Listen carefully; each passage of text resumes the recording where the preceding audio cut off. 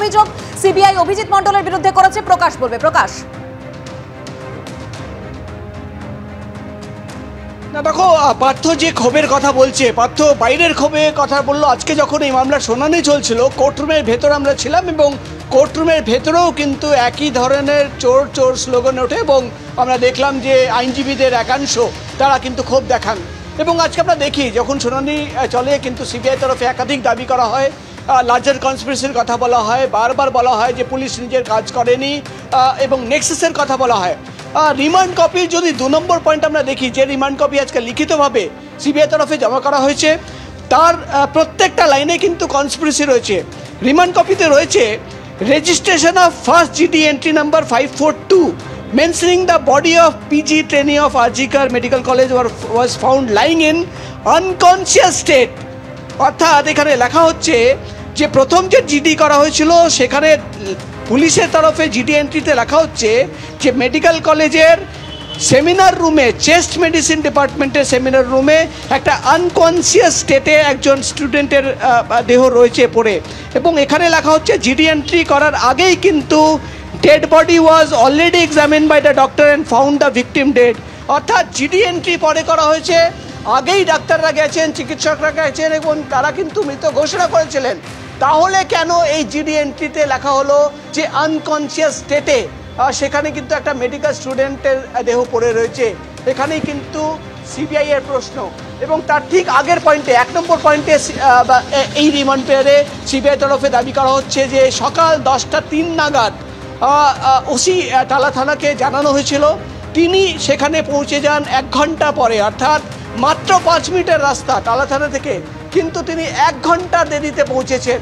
এখানেও কিন্তু কনস্পিরেসি দেখছেন সিবিআই এর গোয়েন্দারা। এবং আরেকটা পয়েন্ট তোমাকে দেখাই, পয়েন্ট 6 নম্বর পয়েন্টে যেটা সিবিআই তরফে দাবি করা হচ্ছে, তুমি জানো 14 ঘন্টা দেরিতে এফআইআর করার কথা বলা হয়েছে বারবার। এখানে বলা হচ্ছে যে এফআইআরের সকাল 10:03 নাগাদ টেলিফোনে ইনফরমেশন দেওয়া হয়, একটা রিটেন কমপ্লেন সুপার দুপুর 2:50 নাগাদ পুলিশকে দেন, কিন্তু এফআইআর করা হলো রাত 11:30 নাগাদ। একটা ইউডি কেস করা হলো, শুধুমাত্র ইউডি কেস। এখানে কিন্তু প্রশ্ন করা হচ্ছে যে 14 ঘন্টা দেরিতে কেন?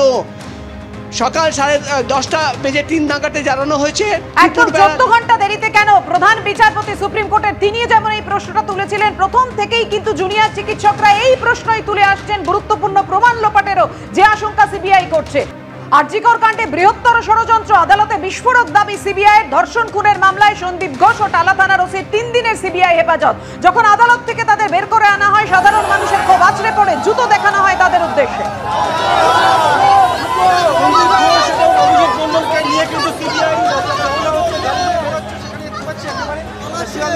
বাইরে বিক্ষোভ এবং জুতো দেখানো হচ্ছে।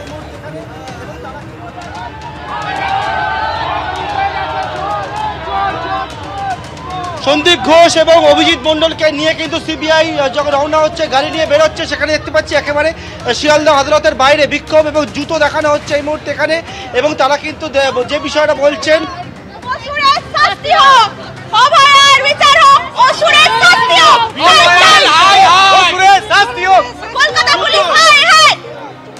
এবং দেখতে পাচ্ছি একেবারে সন্দীপ ঘোষ এবং অভিজিৎ মণ্ডলকে ওসি টালাকে যখন নিয়ে বেরোচ্ছে সিবিআই, সেক্ষেত্রে কিন্তু একেবারে বাইরে অনেকে কিন্তু এখানে রয়েছেন এবং থেকে তারা বিক্ষোভ দেখাচ্ছেন এই মুহূর্তে।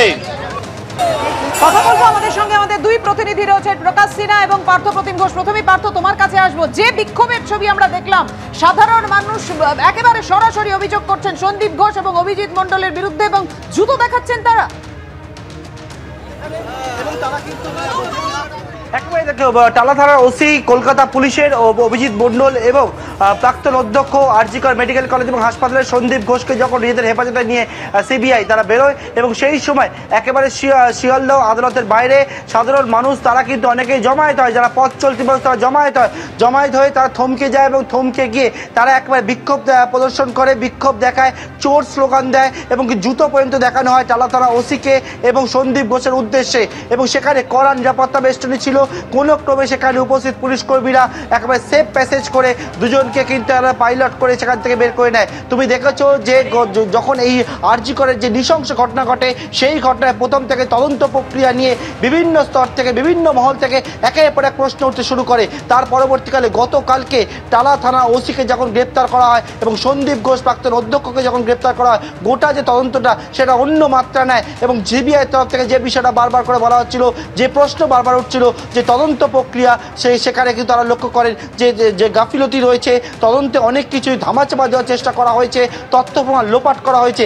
এই বিষয়টা আরও যখন স্পষ্ট হয় এই দুজনের গ্রেপ্তারির পর, তখন কিন্তু সাধারণ মানুষের ক্ষোভ একেবারে শিয়ালদা আদালতের বাইরে সেটা কিন্তু দেখতে পাওয়া গেল। পাপিয়া, একেবারে পার্থ, যে ছবি আমরা দেখতে পেলাম, একদিকে বিক্ষোভের ছবি, অন্যদিকে এই যে অভিজিৎ মণ্ডল তাকে গ্রেপ্তার করেছে সিবিআই।